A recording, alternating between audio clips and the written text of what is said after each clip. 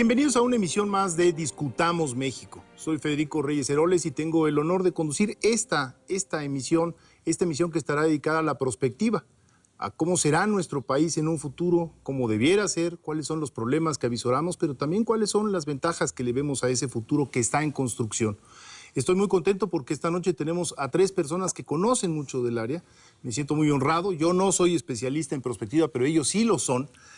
Son personas que han dedicado su vida a sus estudios a analizar este tipo de cuestiones, a darnos un retrato a partir de información dura de cómo vienen las tendencias de nuestro México. Lo voy a presentar en orden alfabético. En primer lugar, al doctor Antonio Alonso Concheiro, quien es una de las personas que ha trabajado desde hace mucho tiempo en prospectiva. Cuando no se hablaba de la prospectiva, él ya dirigía un centro de investigación, el centro de investigación que lleva el nombre nada menos y nada más que el del ex rector Javier Barrosierra.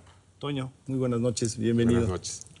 Después quiero presentar a la maestra Guillermina Baena, maestra de la Facultad de Ciencias Políticas y Sociales de nuestra Universidad Nacional Autónoma de México y quien también desde hace tiempo está metida en estos materiales que son, insisto, poco comunes en México, por desgracia, porque ayudan muchísimo a la conducción y a la toma de decisiones. Maestra, muy buenas noches. ¿Cómo está? Buenas noches. Y en último lugar, pero no por falta de méritos, sino por el orden alfabético, a don Julio Millán, quien es también uno de los impulsores de la prospectiva en nuestro país, quien preside nada menos y nada más que el capítulo mexicano de la Sociedad Mundial del Futuro, un especialista también en las relaciones entre Asia y Pacífico. Cuando Julio Millán comenzó a hablar de los cambios que se estaban dando en esa área del mundo, sonaba a una verdadera fantasía y hoy todos somos testigos de los cambios que se han generado en el mundo y en particular en esa área.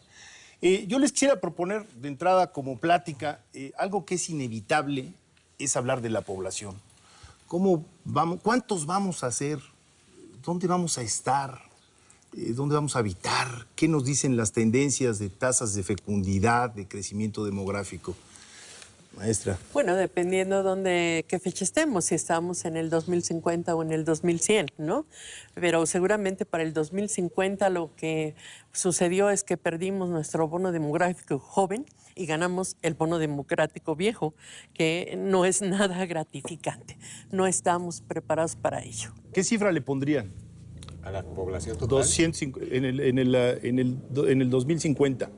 Las estimaciones más conservadoras de los demógrafos lo ponen en 130 millones de mexicanos. Prácticamente ya no crece la población, se estabiliza en ese año. Yo creo que son estimaciones que están subvaluando el crecimiento. Mi opinión es que va a ser alrededor de 140 o 150 millones para mediados de siglo. Pero no todos van a estar viviendo en México, posiblemente.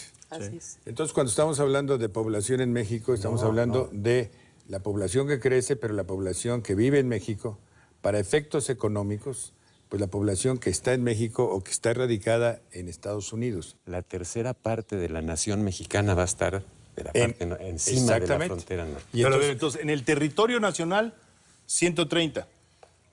O sea, tú dices que es demasiado optimista. Demasiado bajo, sí. Demasiado bajo. Sí, pero tenemos que tomar en cuenta que tenemos que considerar en México lo que no se considera en otros países, que es la territorialidad de dónde está la población.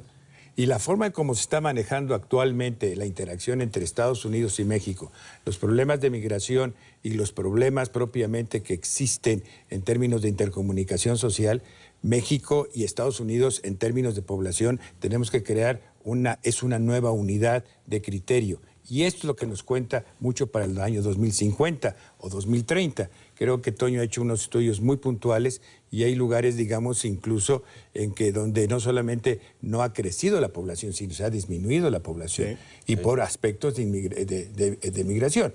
Y Toño en esto tiene conocimiento muy bien como Guillermina, que a mí me da mucho gusto tener esta oportunidad de estar ahora en esta conversación con una dirección de un queridísimo y además admiradísimo amigo que es Federico. Y yo creo que el tema en sí está dado porque es el fundamento del desarrollo social. Y yo creo que la perspectiva social está dado en esta primera pregunta que Entonces, has hecho. Para dejar, digamos, el escenario claro, estamos hablando de 130 y afuera un tercio, decías tú, Antonio. Sí, por lo menos. O sea, un tercio, estamos hablando de 40 y tantos millones del otro lado. Y la nación mexicana, si es que estos connacionales del otro lado se siguen comportando como como con nacionales mexicanos, que eso es algo que está a debate, ¿no? Que es interesante porque los descendientes de mexicanos emigrados a lo mejor no hablan español, pero los hijos de ellos sí. Sí. Buscan, entre comillas, recuperar la imagen, las raíces de sus antepasados. Entonces ahí hay un fenómeno también intergeneracional muy interesante. ¿Ya tenemos suficiente luz sobre eso, sobre cómo está evolucionando la emigración, cómo se están, digamos... No, ese es justo el asunto que hace la diferencia entre los 130, los 140 o los 150 millones. Hace unos años salían del país casi medio millón de mexicanos, o entre 300,000 y medio millón de mexicanos. No sabemos cuántos en realidad.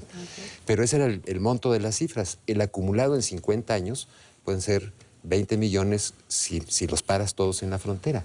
¿Qué tan efectiva va a ser la política de Estados Unidos en términos económicos o en términos políticos o simplemente policiales para evitar que esos 300,000 mexicanos o medio millón de mexicanos crucen la frontera y residan en Estados Unidos? Es la pregunta clave para la demografía del futuro del país. En realidad, el fenómeno es cómo se absorbe esa culturización y este número de personas, no solamente que ya radican, sino que son de segunda y tercera generación en Estados Unidos. La pregunta y la parte sustantiva es esta. Bajo este enfoque, parecería que nosotros tenemos que prever en este proceso cuáles van a ser los hechos sociales que van a tener influencias en las diferentes áreas. ¿Qué tanta influencia nosotros vamos a tener en Estados Unidos para efectos de esa culturización y de esa información política que van a tener los mexicanos allá? Pero se están creando partidos políticos de inmigrantes que y quieren tener influencia política en México. Entonces, veámoslo en estas dos corrientes, que cuando estamos hablando de perspectiva social, que me parece que es parte del tema, vamos a tener una masa de conciudadanos que si no viven en el país, sí van a tener influencia política y social. Yo creo que es uno de los conceptos que tenemos que ver para verlo realmente al futuro. La maestra quería decir algo, ¿no? Me parece que sí, andaba... lo que pasa es que en esta cosmopolitización no va a haber nada más gente en Estados Unidos. Ya tenemos migrantes considerables como perseguidos políticos en Canadá. Tenemos gente que está distribuida en varios lados. En las plataformas petroleras contratan mucho a los indígenas. Y seguramente muchos se van a quedar en Sudáfrica también y van a estarse repartiendo por varias partes del mundo. Ya no, en un mundo global interdependiente no nos podemos quedar ahí. Pero hay otra parte de población que se va a ir al centro por lo del cambio climático. Sí, las inundaciones, claro, la pérdida de las costas y de muchas regiones que ya se han estudiado y que esto no tarda mucho, 10 años tal vez, 15 años, la población se va a tener que venir a las partes centrales y altas del país. Va a haber un cambio, un reordenamiento territorial que si no se hace desde ahora con un sentido ya de planeación estratégica, va a ser un verdadero caos, ¿no? Ahora, la tasa de fecundidad ha caído sistemáticamente en los últimos 30 años. Tenemos ya una tasa de fecundidad similar a la de un país desarrollado. Esto quiere decir que entonces los mexicanos, las familias de los mexicanos van a ser muy distintas de las que estamos viendo actualmente. Ya hay algunos fenómenos interesantes, como por ejemplo el número de hogares sostenidos exclusivamente por mujeres, que creo que anda por cerca del 15-20%, ya es un porcentaje muy alto. Y después las familias que no tienen hijos, lo que en inglés se llama double income, no kids, doble ingreso sin hijos. ¿Cómo ven ustedes en el 2050? Vamos a situar un horizonte del 2050. ¿Cómo se imaginan? Las familias extendidas, una especie en extinción. La familia nuclear va a ser la familia, pero una familia nuclear con características distintas, como las que tú señalas. Y yo creo que habrá incluso muchos hogares en los que no haya una pareja, sino que sean gentes que se unen para vivir, para convivir, pero que no tienen una relación de pareja. Incluso pueden ser del mismo sexo y no tener ninguna relación entre ellos. Yo creo que la familia, la estructura de la familia... Tú dijiste algo que es muy importante. Dejemos el término familia para pasarnos al término hogar. Creo que puede ser más preciso, porque el término familia siempre trae una serie de connotaciones que a lo mejor ya no son funcionales, ¿no? Pero cosanguíneo, lazo no necesariamente es así. Yo creo que de hecho lo que va a ocurrir es que muchos de los hogares ya no van a tener lazos sanguíneos. Se van a hacer uniones por conveniencia, Pero etcétera. también había que ver, por ejemplo, lo que está pasando sin que fuera una megatendencia necesariamente que se va a aplicar en México, lo que yo quiero señalar. En Europa es impresionante que el 46% de las gentes viven solas. O sea, esta es una Y el cifra. envejecimiento de la población mexicana va a traer también Va a como traer ese consecuencia proceso, porque a eso. mí me gustaría elaborar un poco más en este concepto lo que constituye cómo va a ser la población. Lo que decía Guillermina, que el bono demográfico realmente lo vamos a perder si no le damos un cambio estructural real a la economía, si no replanteamos las bases económicas que no pueden seguir en términos como estamos ahora, con ciertos riesgos sociales que seguramente sería muy interesante tocar ahorita. ¿Les parece que le pidamos a la maestra Baena que nos explique esta pérdida del bono demográfico? Para el auditorio yo creo que es importante saber qué es el bono demográfico y por qué lo podemos aprovechar o perder. Claro, estamos llegando a un grupo de población muy joven que de no aprovecharla en cuestiones de estructura económica, o sea, la parte del ingreso, el de empleo, darle oportunidades de acceso a la educación y a la cultura, pues inevitablemente ese bono demográfico que construiría el futuro del país para esos años, estaría perdido con todo y el futuro del país. En cambio, sí, lo que empezamos a apreciar es una capa muy amplia de población anciana, que para esa capa tampoco estamos preparados, ¿no? No hay infraestructura, no hay apoyo, no hay orientación de cómo cuidar a los ancianos, no hay una cultura de respeto al anciano. Con trabajos estas rampas se respetan para que el anciano pueda caminar sobre ellas. En fin, tenemos frente a eso una sociedad que tiene, por una parte, grupos enormes de jóvenes, los llamados ninis, que no estudian ni trabajan y que, bueno, pues se han calculado en 7 millones, pero están subiendo tremendamente, ¿no? Y aparte, hay quien va a la escuela, pero tampoco estudia y tampoco trabaja, ¿no? Entonces, déjeme esta introducir parte un es muy tema grave. que es central en esto, lo tocó la maestra Baena y que creo que es algo tan común en México que ni siquiera reflexionamos. Y es que en realidad no tenemos un sistema asistencial que nos permita atender a la población que se avejenta, la población digamos, de una edad ya mayor. La estructura social es una estructura social familiar, vamos. Todavía ahí aparecen los datos de cuántas mujeres son dedicadas a la crianza de los niños, por un lado, pero también a la atención, ya sea de un pariente enfermo o de un pariente mayor. Pareciera que el Estado tendría que hacer un enorme esfuerzo si queremos liberar a estas mujeres de esa carga que está, diría yo, disfrazada, oculta, enmascarada, pero que, digo, es un costo y es un esfuerzo social. ¿Cómo lo ven ustedes? Con el tema, diría yo, además, pensiones. No necesariamente, Federico. Yo quisiera introducir una variante a lo que tú dices. Hasta ahora, por una parte, vemos a ese crecimiento de la población mayor de 65 años como una carga social, como un problema que vamos a tener que enfrentar. Y yo creo que nos olvidamos que eso es una riqueza enorme y que lo que no hemos sabido es cómo aprovecharla. No es tanto una carga social, puede ser un factor de bienestar y de riqueza enorme. Si uno revisa lo que puede ocurrir en el ámbito de la salud, va a haber un cambio muy importante de la atención a la prevención o a la promoción de la salud. Ya empieza a verlo.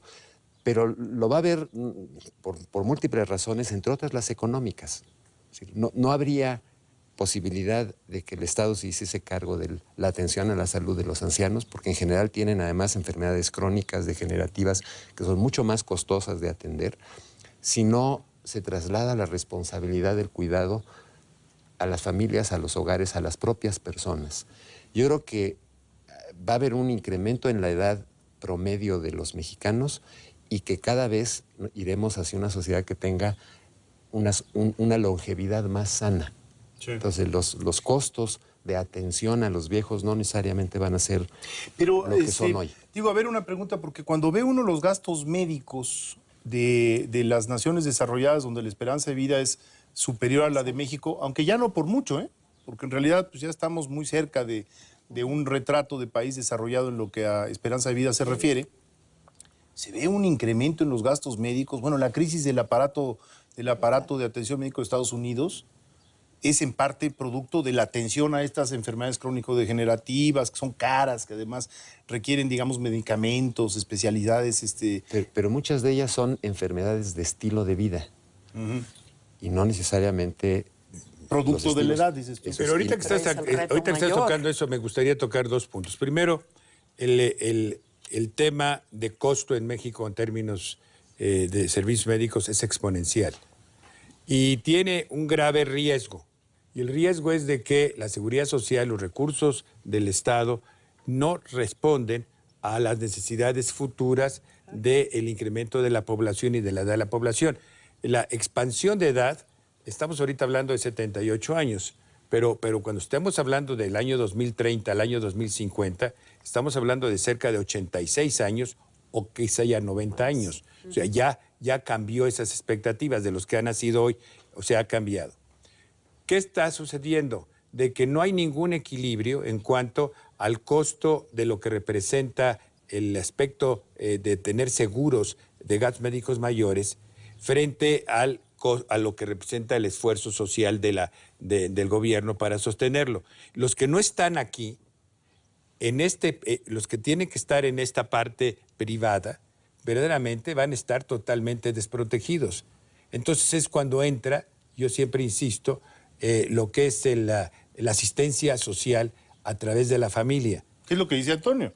La familia, de alguna manera, o sea, porque a mí no me gustaría quitar el concepto de familia como comunidad grupal y humana en el país. Esto va a continuar. Yo sí creo que la tendencia en México, por las raíces tanto de creencias, tanto de contacto, de tradiciones, la familia se va a mantener. Tan es así que la familia ha sido y ha representado la mejor seguridad social que tiene el país, porque cuando no existe trabajo, pues se le pone agua a los frijoles, y entonces, y cuando no existe lugar a vivir, pues está el arrimado. Entonces tenemos que entender que la historia nuestra... ¿Pero tú crees que eso vaya, en un futuro vaya a continuar? Sí, yo no sí sé. creo, yo creo que en cierta manera, no con la intensidad que tiene ahora. Eso ya definitivamente, yo creo que todo el mundo estamos de acuerdo que no va a ser con la misma intensidad. Pero lo que sí va a suceder es de que esa parte, ese escala de grupos de gentes, sí va a continuar. Porque no son valores, además, que se destruyen en una generación. Son valores que se mantienen en tradición por varias generaciones. Lo que está empezando a ocurrir en otros países es que, como es mucho más barato atender a esas personas en el hogar que en una institución, empieza a haber redes sociales en las que hay un pago a una persona para que atienda a varias de esas familias. No es, vamos a traer a las personas a la atención institucional para mantenerlos en los últimos años de vida con tanto bienestar como podamos, sino es acercarnos más a ellos en lugar de acercarlos a las instituciones. Y en ese sentido, en lugar de haber una familia extendida que es la que va a recibir a esas personas y atenderlas, seguramente lo que habrá es una red social que hará las funciones de familia extendida. ¿Y tú te inclinas por esa versión, por ser más económica? Pues no solo más económica. ¿Cómo lo ve? Lo que pasa es que yo creo que el Estado tiene que seguir conservando ciertas características en la asistencia social, y una de ellas precisamente es capacitar a la gente que va a atender a estos grupos, claro, ¿no? Y además tener infraestructura. Así como tenemos jardines de niños, debíamos de tener jardines de ancianos, que fueran toda una visión integradora desde clínicas de atención para ellos, gerontológicas. No hay gerontólogos en este país. No hay gerontólogos, hay una escasez de geriatras brutal. Verdaderamente yo creo brutal. Perdón, sí. después... No, y evitar precisamente el desgaste de estas familias que a veces acaban más desgastadas, se llama burnout en términos psicológicos, en donde ellos acaban más desgastados y más lastimados, claro, y enfermos, que los propios enfermos a los que cuidan, ¿no? Yo creo que hay que hacer una estrategia integral, hay una visión romántica. Hay una visión romántica en la cual la familia opera muy bien, pero también es cierto que eso supone, insisto, el sacrificio, sobre todo de mujeres, ¿no? Que es un tema que no... Pero que no hemos... hay un punto que es importante. De los ahorros que uno tiene en el transcurso de la vida, en los 4 meses antes de la muerte, y para terminar el tema, se gasta uno el 75 al 80% de todos los ahorros, ¿Por qué no anticipamos esos 4 meses? Es lo que digo, no los anticipes.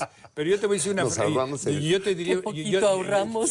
porque se ahorra, pero aparte el costo en México de los últimos 4 meses es más del 75-80% de los ahorros de las gentes. Esto es lo que debemos de buscar. Y yo creo que en perspectiva social hay muchas áreas fundamentales. Y quisiera agregar un tema, si tú me permites, sobre esta situación. Creo que una de las cosas que nos están haciendo falta en el país, ya sin la menor duda, es traer verdaderamente los escenarios y un proyecto de largo plazo. Digamos, estos datos son suficientemente duros como para saber que se van a dar. Es decir, Ningún dato es suficientemente duro como para saber que se van a dar. Bueno, la probabilidad de que la esperanza de vida se siga incrementando es muy alta. Sí, pero lo que pasa es que puede haber muchos cambios. Mira, lo que está ocurriendo en la tecnología en salud es impresionante. Y eso puede alterar todo lo que en este momento estamos diciendo, la distribución de costos. Hoy hay maneras de regenerar tejidos. Sí. Es decir, te pueden regenerar el músculo del corazón. La nanotecnología está haciendo que puedas hacer intervenciones quirúrgicas sin entrar por la piel. No sabemos muy bien los cambios tecnológicos son impresionantes los cambios ¿En qué va a terminar todo eso? Aunque sepamos que vamos a vivir unos años más, no sabemos qué va a representar como carga para el sistema de atención social, para el sistema médico. Las propias profesiones están cambiando. Yo estoy seguro que la relación que hay entre médico-paciente y entre los otros profesionales de la salud va a cambiar salvajemente en 20, 30, 40 años. A lo mejor los médicos se dedican solo a algunas intervenciones muy específicas y el resto lo hacen técnicos. Sí. Ahora, si les parece, ¿por qué no transitamos dónde vamos a estar? ¿Dónde se imaginan, cómo se imagina usted la distribución de esos 130 millones de seres humanos?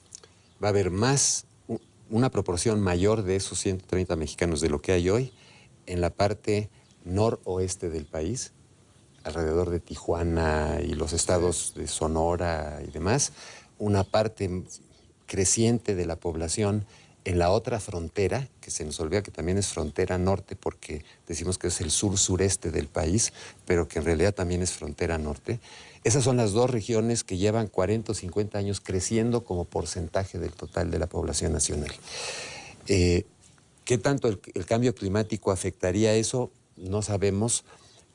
Todos pensamos que puede haber cambios importantes en los que va a haber inundaciones y que puede subir el nivel del mar 1 metro y que eso tendría consecuencias muy importantes. Que te gusta mucho, admítelo. Sí. Es un gran provocador. A veces sí. Diría, la segunda ciudad Deberían más de ponerlo poblada, así en la televisión Sí, ahorita. ¿verdad? Que Antonio Alonso, provocador. La segunda ciudad más poblada de este país se va a dar alrededor de León, Sí, Guanajuato, Salamanca. Irapuato. Ahí vamos a tener un centro urbano en el 2040 de más de 8 millones de habitantes, de más de 9 millones de habitantes. Ese va a ser el siguiente gran centro urbano del país. Pero la pregunta de Federico es ¿qué tanto existe una redistribución lógica? ¿O va a ser orientada? La pregunta debería ir, ¿vamos a orientar o motivar o vamos a dejarlo como está? A mí me gustaría incorporar un tema en esta situación de redistribución. Y el tema en este tema sobre el futuro, yo creo que México requiere un proyecto de largo plazo, de muy largo plazo, de redistribución. Y uno de ellos es sacar la capital de la Ciudad de México. Esto se ha discutido muchas veces. Están hablando ahorita de un área urbana, conurbada, en la zona centro de nuestro país. Pero yo creo que en esta discusión, ¿qué tan viable es la Ciudad de México? Eso es uno de los grandes temas, ya que estamos hablando de población. Tendríamos que ver dónde, yo diría, le agregaría, dónde nos vamos a localizar, ese es el otro tema. Y luego, ¿quiénes seremos? ¿Cómo seremos? ¿Qué tan educados estemos? Eso me gustaría tocarlo un poco después. Bueno, a ver si quieres, vamos, ahora sí que como Jack el Destripador, vamos por partes. Ahora, yo ya planteé este tema de la Ciudad de México, capital. Habría que decir, digamos, que para el 2050, si les parece ese horizonte, México será un país básicamente urbano, ya lo es. digamos, podremos compararnos con cualquier país industrializado en lo que a urbanización se refiere. Si traemos ahorita cerca del 80% y crece medio punto porcentual al año, pues vamos a llegar al 90%. Con lo cual, digamos, seremos urbanitas, con todo lo que esto supone de modificación en cambios de hábitos, costumbres, información, etcétera. Y tendremos muchísima menos población abocada al sector primario, en el campo. Ahorita traemos 15, 17, por ahí puede andar. Pues muy probablemente tengamos menos de 10% de la población económicamente activa dedicada al sector primario. Es decir, nos va a ocurrir lo que les ocurre a todos los países que se industrializan, que al fin y al cabo se va vaciando las áreas urbanas, que no quiere decir que produzcamos menos, es muy distinto. Pero ese país urbano, que ya lo es y que está, digamos, en ciernes ya muy avanzado, ese país urbano va a demandar también otra serie de cuestiones. Sí, pero lo que tú estás diciendo es toda... Lo que quiero llevar es a una planeación mucho más integral de la redistribución geográfica de la población, que es una de las perspectivas sociales más importantes, porque está la zona que se considera que una de las grandes ciudades, una de las grandes conglomeraciones del mundo, de las que más van a crecer, van a estar en la zona maya, que es la zona del Pacífico, que es lo que se supone que está considerado que es de los grandes niveles de crecimiento en esta zona, y que se esperaría una población que francamente me llama la atención incluso las cifras de los prospectivistas en ese sentido internacionales, que es cerca de 8 millones de gentes, que también competiría con la parte central.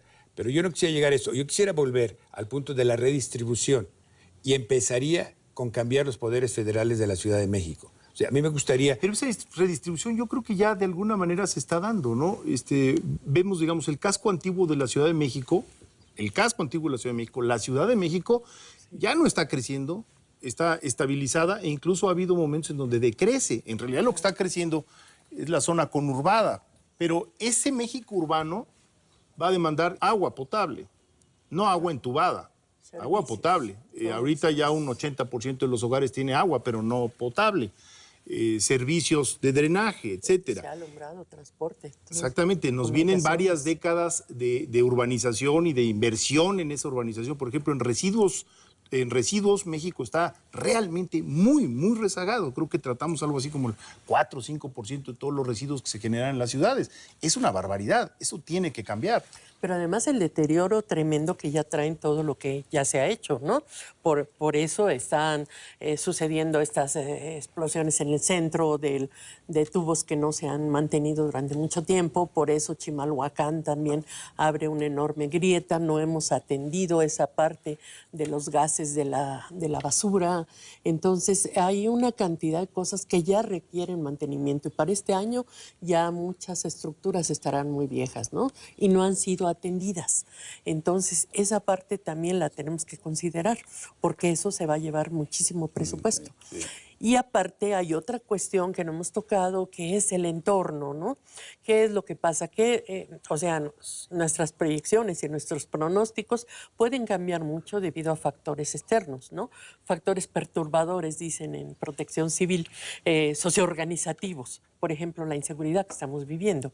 Se están haciendo ciudades del miedo, ¿no? Y en el centro precisamente también del país, donde se presume una región urbana, hay ciudades de miedo ya, ¿no? Nayarit, lo que hizo el gobernador de Nayarit al clausurar las clases y decir que probablemente es la violencia, entonces ya son hechos que está determinando afuera el entorno y que pueden cambiar. Vamos a resumir, estamos hablando de 130 millones de habitantes. Algo más. Con un altísimo porcentaje de población urbana, probablemente más del 90%, con una esperanza de vida similar a los países desarrollados. En eso yo creo que es una historia de éxito que nos trae otras consecuencias en pensiones y en servicios de salud y demás, pero es una historia de éxito. ¿Y qué tan capacitados vamos a estar? ¿Qué tan educados vamos a estar? ¿Qué tantas habilidades vamos a tener para enfrentarnos a el mundo global que estamos viviendo? Para tener un promedio de educación en esas fechas de 12 a 14 años, vamos a tener que invertir aproximadamente el 8 y 9% del Producto Interno Bruto solamente este año. Sí, este año. O sea, que es hacerlo ahora. Para tenerlo hay que hacerlo ahora. Y la inversión en la educación. Quizá habría que poner un piso. El país tiene más o menos 8 años de escolaridad promedio. Nuestros competidores obligados tienen 13 y 14. El problema en México es que nos ha llevado pasar de 7 a 8 años una década. Entonces, si continuáramos a ese mismo ritmo, pues nos llevaría medio siglo llegar a tener 12 o 13 para ese momento nuestros competidores obligados, pues no sé en qué nivel estarán. Ahí hay un punto muy flaco, es decir, todo lo demás se está dando, pero en educación necesitamos un esfuerzo muy particular. Déjame ponerlo de otra manera. El 10% más educado de los chinos es mayor a toda la población nacional. Si tuviésemos la misma educación, ese 10% sería un México totalmente educado con esa distribución. La India, exactamente lo mismo. Y esos son países contra los que, entre comillas, debiéramos estar compitiendo. 2, 14 años de escolaridad con la calidad de la educación que tenemos no sirven de absolutamente nada. De cero. No nos van a mover de donde estamos, en lo absoluto. Si no cambiamos lo que estamos enseñando, cómo lo estamos enseñando, si no ponemos el énfasis en el que aprende y seguimos diciendo que lo que necesitamos son mejores maestros, toda la atención va a estar centrada en los maestros. Los alumnos son lo menos importante del sistema. Sí. Si no cambiamos eso radicalmente, no tenemos futuro. Y no es que la educación, como se suele decir, es el factor único de éxito, y si resolvemos el problema de la educación, resolvemos todo, como no lo fue la democracia, entre comillas, cuando en el momento decíamos, es que si no convertimos al país en un país democrático, no va a salir del agujero. Bueno, ya entre comillas lo convertimos y sigue en el agujero. Y lo mismo nos va a pasar con la educación. No creo que debamos de poner todos los huevos en esa canasta. Claro. Pero sí es un factor fundamental y no lo estamos atendiendo. Y eso me lleva a otros factores, el factor de organización social y de... ¿Por qué permitimos que la educación nacional esté como está? Porque hay 1 millón y pico o 2 millones de maestros y esos son un factor de presión, un poder fáctico, como se dice ahora, muy importante. ¿O por qué no podemos poner en cintura a ese grupo? Lo que pasa es que si no logramos esas metas, simple y sencillamente nuestros niveles de competitividad, nuestro intercambio económico, etcétera, que es algo de lo que también debemos hablar, aunque sea unos minutos, va a ser un fracaso. Es decir, México está obligado a elevar su nivel general de educación y lograr, por ejemplo, tocabas un punto que es dramático, que es los profesionistas, el número de profesionistas que tenemos, el acceso total al número de profesionistas, la inversión en educación superior, pues no ha crecido al ritmo que debiera. Y entonces, por ejemplo, una cosa que es terrible es que este programa de infraestructura que fue anunciado por el presidente Calderón enfrenta varios problemas, pero uno de ellos es que no hay cuadros para poder hacer todas las obras simultáneamente porque no preparamos ingenieros, no tenemos ingenieros con experiencia, etcétera, para poder encarar todo. Es que desde los 80s desarticulamos a la ingeniería nacional. Bueno, es lo que hemos hablado de una y otra vez, pero la verdad es de que el otro día que estábamos hablando de la Sociedad Mundial del Futuro, en una reunión muy interesante de enfoque, se calculaba que estamos en más de 30 años atrasados y que si no hacemos nada ahora estaríamos 30 años después, o sea, estaríamos casi 50 o 60 años atrasados. La situación de veras es dramática. A ver, ¿por qué no lo explicas un poco más detalladamente? Porque nosotros traemos un atraso de 30 años. ¿En educación? En educación. Pero si no hiciéramos nada ahora, podríamos atrasarnos más tiempo frente a los competidores, que es lo que estamos hablando. Ese es el tema es lo que dice Toño, la falta de incluso de profesionistas en el sentido, digamos, de poderle dar frente a cosas como infraestructura, que va a ser determinante, pues no los tenemos. Pero el punto central está que la estructura actual política del país, si no se cambia completamente en el sentido educativo, va a ser muy difícil cambiar el paradigma de enfoque educativo, que es lo que estamos señalando, que tiene que dársele no solamente al profesor, sino al alumno. No se le está dando al alumno realmente la fortaleza para ser educado. Y yo creo que esto es un cambio sustantivo. Lo estuvimos viendo y esto es básico para la productividad y es básico para la competitividad de nuestro país. Necesitas una estrategia integradora que vaya desde los capacitar a profesores, a alumnos, usar las nuevas tecnologías, pero también fundamentalmente quitarte el paradigma de la escuela actual. ¿Sí? Que es un castillo de la pureza donde se aprende la realidad en el aula, sino sacar a los muchachos a vincularse realmente con la sociedad, a ver las necesidades y demandas de este país, ir avanzando en su satisfacción, ¿no? Ahora, curiosamente, los cambios en la pirámide poblacional, empieza a haber una reducción muy significativa de demanda en los primeros años del nivel de primaria. Es decir, incluso, bueno, ya se está hablando de la posibilidad de tener escuela de tiempo completo, o sea, que pasen no 4 horas, sino 8 horas en la escuela, porque las aulas ya están ahí y tenemos menos demanda, y los maestros, de alguna manera, también ya están ahí. ¿Cómo se imaginan ustedes esto? Lo cual es una tontería. Yo creo que no van a aprender más estando 8 horas en la escuela, sentados detrás de un escritorio, tratando de aprender lo que alguien les dice o les dicta Pero más allá de eso, yo creo que tenemos que olvidarnos de la edad de estudiar, de que tenemos de los 5 años a los 22 años, ese es el tiempo de vida biológico donde tenemos que aprender. Tenemos que aprender toda la vida. Y ya se acabó, digo, la tasa de obsolescencia de las áreas que están más vinculadas con la tecnología son 5 años. Sí. O sea, un ingeniero electrónico 5 años después de haber salido de la carrera está obsoleto. Tiene que volver a reeducarse. Y eso no lo hemos entendido. Aquí seguimos pensando en que hay la escuela primaria, la escuela secundaria, la preparatoria, la carrera y se acabó el asunto.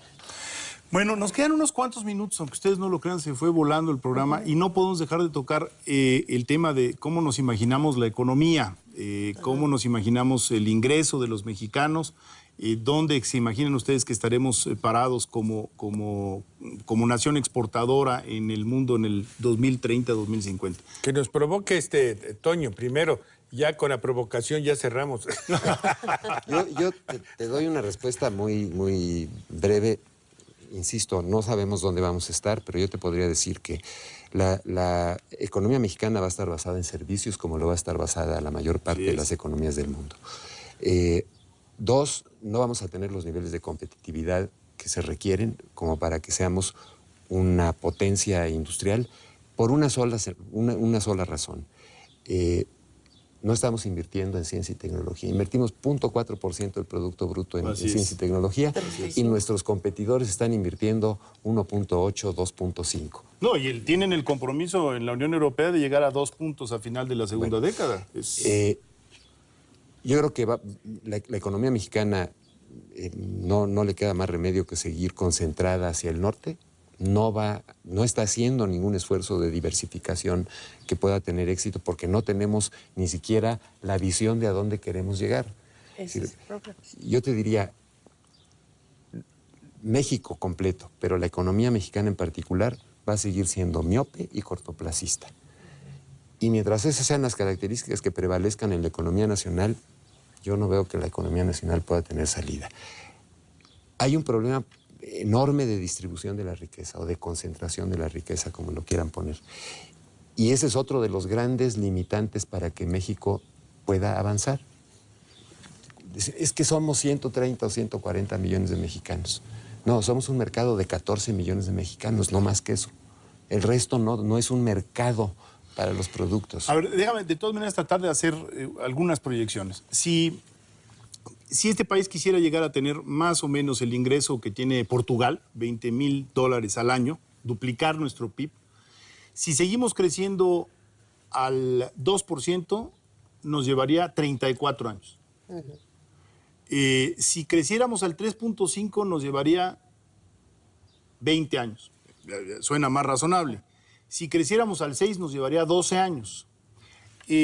Con un crecimiento demográfico bajo, en teoría, podríamos ver un incremento en los niveles de bienestar de la población si tuviéramos una tasa media de crecimiento. ¿Cómo se imaginan ustedes? ¿Dónde ven ustedes a México? Yo veo México en el año 2030 con ingresos similares a los que tiene o tuvo España en el año 2000. 2000.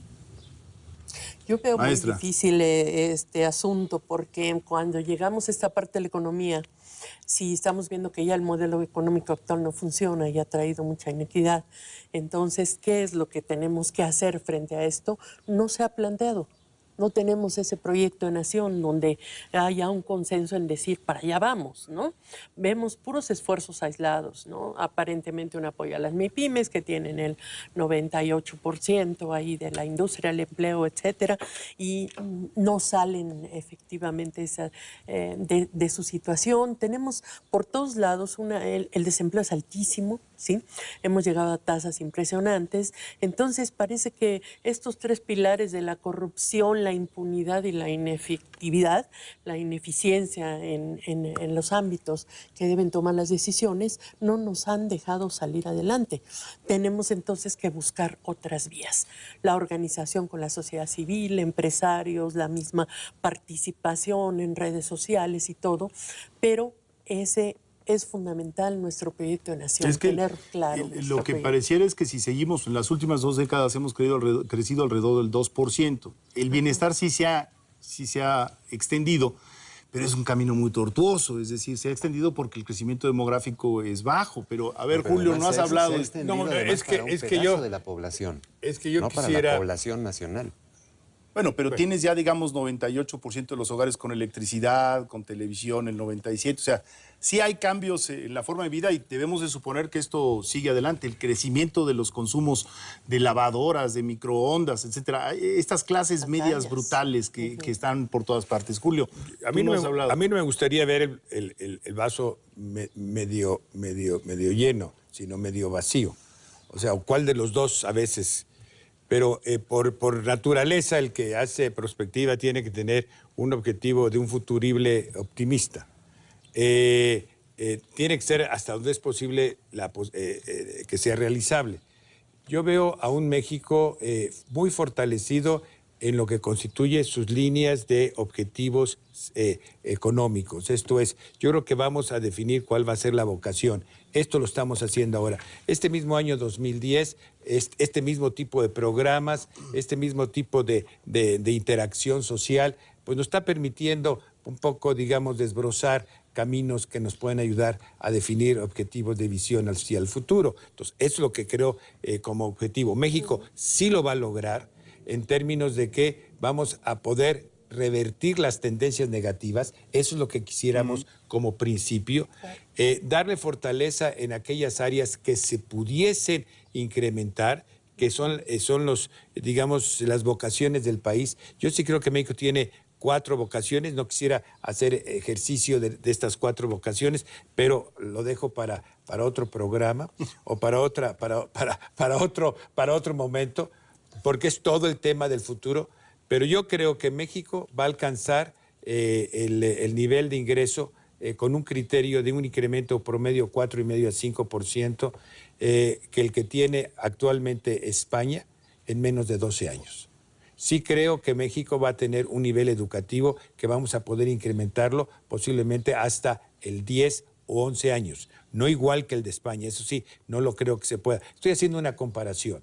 Pero yo creo que ahí va a haber puntos detonadores. Y el punto detonador para mí, el más significativo, es que México debe tener estabilidad social y consolidación de sus instituciones. Ese es el punto. Si no tuviéramos estabilidad social, todo lo que estamos hablando... Está abriendo una caja de Pandora, ¿eh? Digo, conste. Porque estamos hablando de perspectiva social. Y si no tuviéramos la capacidad de cierre social, perdónenme, no estamos hablando de nada. Pero si tuviéramos las instituciones, créemelo, Federico, Guillermina y Toño, que es el gran provocador, México tendrá, que ustedes sí verán, por supuesto, un México con unas condiciones diferentes. Tenemos que despedir el programa. Así, aunque parezca que no, pero tenemos que despedir el programa. Maestra Guillermina Baena, mil gracias por su presencia el día de hoy aquí. Julio Millán, ¿qué te puedo decir? Mil gracias. Antonio Alonso Concheiro, mil gracias a ustedes que estuvieron, que participaron en este programa. Discutamos México, esperamos que les haya podido interesar el programa. Esperen a la próxima emisión.